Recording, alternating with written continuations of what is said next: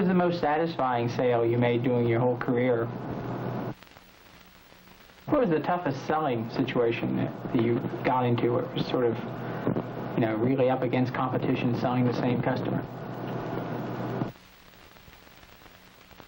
What was an example of a major problem you've confronted in on? What's the most innovative thing that you brought to your work as a sales consultant? What did you do differently in that job that other sales consultants didn't do? Looking back over your career at Xerox, where did you get your biggest kicks? You mentioned that you were dealing with higher level executives and things which I could certainly understand there. How did that differ? Could you compare your selling to those people with selling to the other people?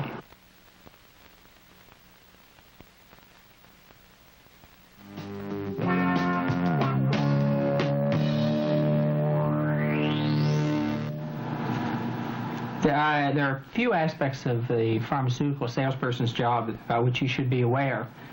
We know about most of them. But most of our sales positions require some travel. You might have to be away from home 2 or 3 nights a week.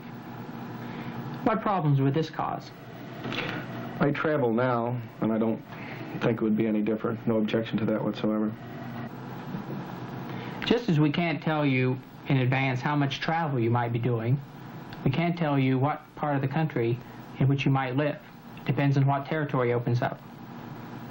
Is there any part of the country which would be more preferable than another for you to live? Not particularly.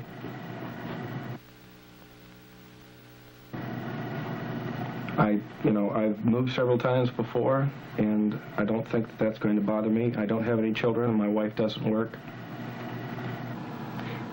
Another feature about the job with which you should be aware is that because physicians are sometimes hard to get hold of during the day, we have to see them at night. Would this evening work interfere with any of your activities? Well, my only real hobby is boating, and so I don't think it would be much problem working at night, as long as it wasn't too much of it. I did find a few more questions for you. I didn't ask you any questions about the time you were in the Army Reserves. I see you were there for 6 years. Did you have any experience that would relate to your performance as a salesperson at ABC? None at all. I was a teletypewriter operator, and other than being able to operate a typewriter, nothing I can think of.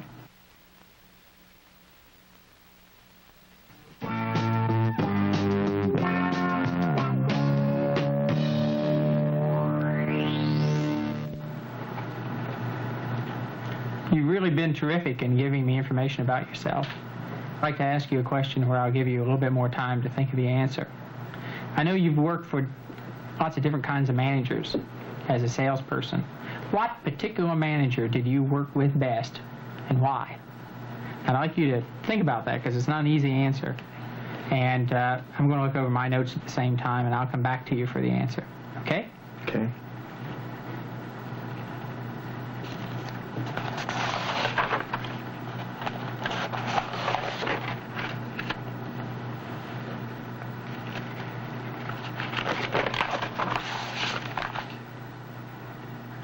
All right, what's your answer? Well, I'd have to say it would be the manager.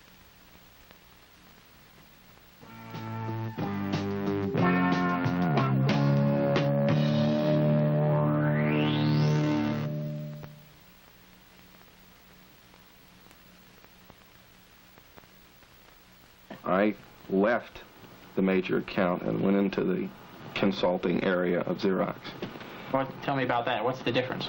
Well, the difference is that in consulting, you're really not in direct sales as much as you are going in and doing an analysis of paper flow and people's demand for various types of equipment and how they were utilizing the equipment that they had, and employed a number of industrial engineering techniques. What did you do differently than a salesman?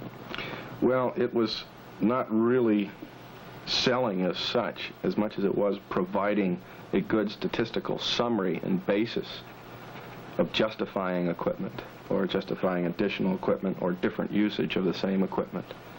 But the main thrust of it was to increase our share of the marketplace, really, in a given account or any place for that matter. Is there considerable more technical expertise needed in this job than the others? Yeah, I'd say from the standpoint of understanding the various computer programs that we utilized, from understanding the industrial engineering techniques that we used to determine demand and how utilization was taking place. Could you give me an example of one of the studies you made as a sales consultant? The process itself involves going in after presenting the study and getting agreement for that, identifying the various pieces of equipment to be surveyed, and utilizing simple recording techniques. We would record the location of where the people came from and what their demand was for that equipment. Okay?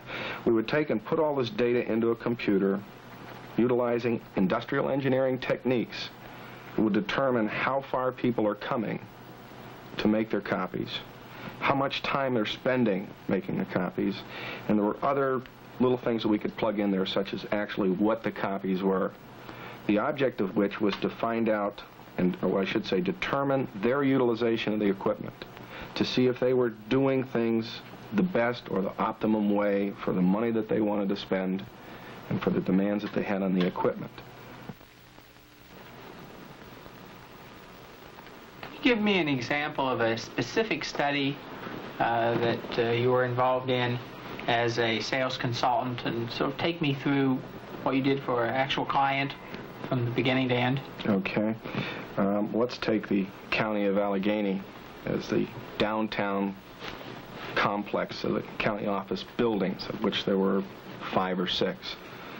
Of course, the study was presented, let's say the idea of a study was presented and accepted by the people, which required some explanation initially. Then we set about to gather the statistical information by placing certain recording documents at each user location of copiers and of the various types of printing presses and other pieces of equipment that produced the paper flow of the county. The object there was, from our standpoint, to replace the competitive equipment that was in there. Now, by gathering all this information from each of the copying locations, which indicates where the demand is coming from and what the demand constitutes in terms of how are they utilizing each piece of equipment. In addition to that, we would determine, through the use of the computer program and using industrial engineering techniques, we would determine how far these people are coming, how much time actually they're spending literally walking to and from the machine, standing in front, let's say, waiting to use the machine, and so forth. The object there was to get a complete, total picture of how they were utilizing their various pieces of graphic equipment. We took all the data, put it together, analyzed it, and our first step was to present that exact picture to them, what they're doing. Now, obviously, in many instances, we found pieces of equipment that were being underutilized. Many of the pieces of equipment were being overutilized, and several were being used in the wrong ways. So our recommendation, therefore, was to replace most of this competitive equipment, where feasible, with Xerox equipment, and at the same time, recommend specific locations to reduce the amount of time people spent making the copies. And so we served 2 purposes. One was to reduce their overall cost by reducing their labor, and hopefully by consolidation to reduce their direct cost of the copying equipment. When you would go into another company, what would be the difference in approach to any other company with whom you worked and the one you did for Allegheny County? Unless the company had a specific reason for wanting a study done, okay, so to evaluate that what we're doing, our approach was always the same. Okay. But ahead of time, we would agree on what objectives we wanted to accomplish. Perhaps they weren't concerned about how much time people were spending making copies. We call it a copy break. Okay? So unless they had something specific, we always used to go with just a general approach because our programming was set up to give us that information if we plugged it in. Right. And how different were the outputs? that came out of your study? Well, that would depend an awful lot on the type of equipment that the people were utilizing. If they had a big piece of equipment that was capable of doing many things, then your demand would be a lot. You might, by the same token, have a bunch of very, very small pieces of equipment that are just used for 1 and 2 copies, very low demand type of work. So your study would vary from that standpoint.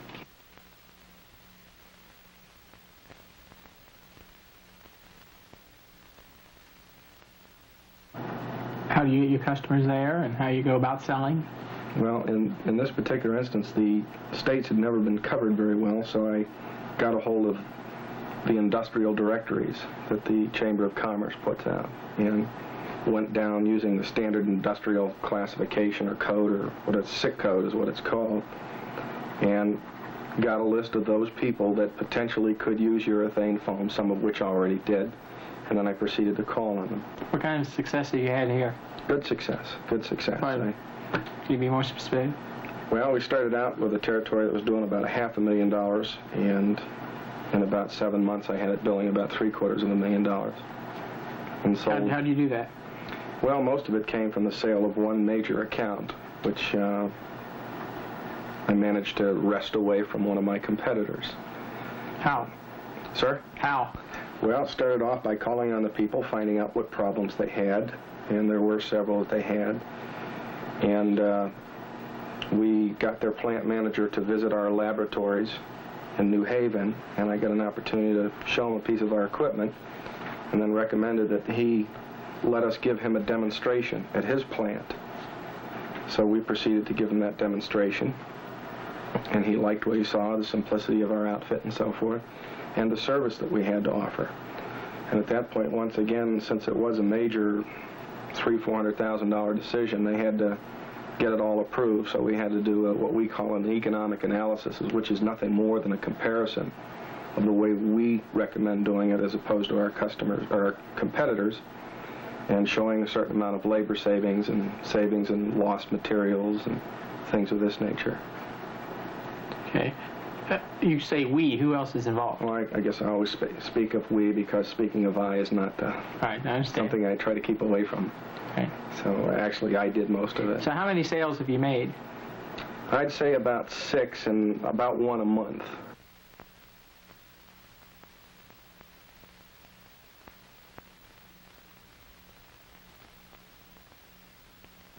What about post-college training? That non-job, it's training besides what Xerox would send you to be a better salesperson. Have you done anything on your own? No. How about books or things you might have read? Oh, I read lots of books, lots of the management-type books. Which ones? Oh, Peter Principle, Peter Drucker's books. And, which ones? Management Grid, I believe, was one of them. And there was one other I've read so many of them, and it's been quite a while since I've done it. Psycho-Cybernetics.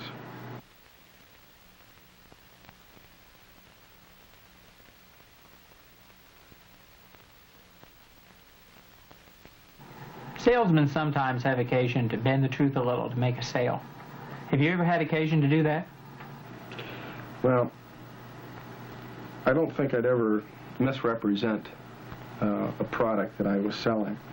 I think there are instances where a customer may have certain misconceptions which are really harmless to him. And there have been times when I have utilized those misconceptions to my advantage by just simply not correcting that, since it was harmless to him, but it's about the extent of it. What would be an example? Well, recently in this particular urethanes business that I'm in now, I was calling on a gentleman who was using a competitive product, and he was not mixing it properly, and therefore... Can you tell me another example?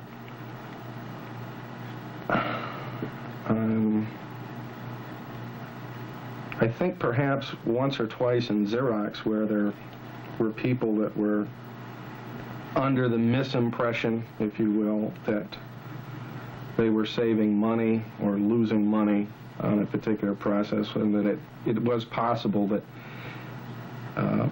we could save them money by not improving upon something which all I'm doing is improving my competitor's business. I would more or less...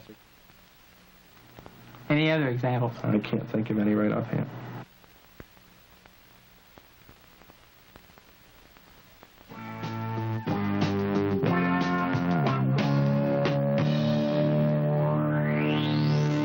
Did you bring any new ideas to the job? No. Well, I can understand that. It's your first job. Yeah. Yeah, what did you make in chemistry?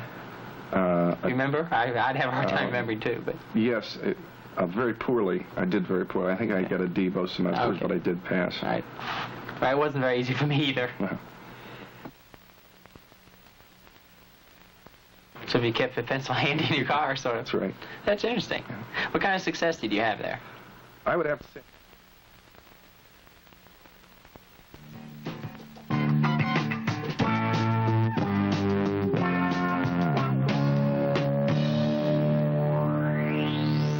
Why did you leave the company? I got fired. You were fired? It was kind of a general cutback in the sales force, and I was the newest man on the block, if you will, and got cut back. Was it related to performance?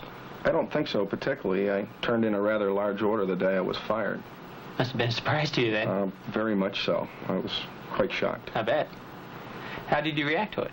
Well, I didn't react very, very well to it, really. I just plain shocked and upset. I thought I was doing a good job. It was rather abrupt. You were sort of upset about the suddenness of it. Yes, plus the fact that I just turned in this big order, which I was pretty proud of, and obviously never got to see it delivered. And didn't really think I should have been fired, but I don't think that I think they chose their management people more on the basis of what sales success they had than their abilities to manage other people. You were unhappy with the caliber of managers? I wouldn't say that I was unhappy with the caliber. I think I just got tired of it. Now, that might seem to be a play on words.